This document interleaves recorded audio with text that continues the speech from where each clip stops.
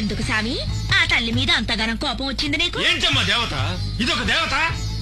ఒక చిన్న బిడ్డని కాపాడలేని దేవత ఉంటేనే లేకుంటేనే. ఈవిడికెందుకమ్మా 3 పూటల పూజలు? ఎందుకు చేయాలమ్మా పాలాభిషేకాలు? ఎందుకు చేయాలి పంచామృతాభిషేకాలు? ఎందుకు హారతి కర్పూర సేవలు? ఎందుకమ్మా? సామి నేను అంటానని కోపం చేసుకోబోకు. మీరు దేవికి పాలాభిషేకం చేసే దేనికి? చేసిన పచ్చి పాపాలు కడుక్కునే దానికి. ఒంటిలో ఉన్న పంచేంద్రియాలు సరిగ్గా పనిచేయాలని మీరంతా ఆ దేవతకు పంచామృతాభిషేకాలు చేస్తారు. చీకట్లు కమ్ముకున్న బతుకులకి ఎలుగులొస్తాయని ఆశపడి ఆ దేవతకు ఆరతులు పడతారు. ముప్పొద్దుల పూజలు ఎందుకంటివి కదా సామి? అదా దేవికి కాదులే, మీకందరికి ముప్పొద్దుల తిండి దొరకాలని, అదా దేవికి జ్ఞాపకం ఉండాలని. ఎరుకైందా సామి ఇప్పుడైనా ఆ దేవి సంగతి?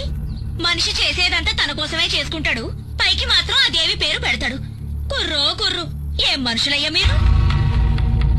అవు సామి, మంచిదిగానైతే అంత నేనే చేసినా అంటారు. అదే చెడ్డదైతే ఆ దేవత నెత్తి మీద వేస్తారు. మనిషికి పూర్వజన్మల కర్మల ఫలాలనేవి ఉంటాయి కదా, అయి మర్చిపోతారేంది సామి?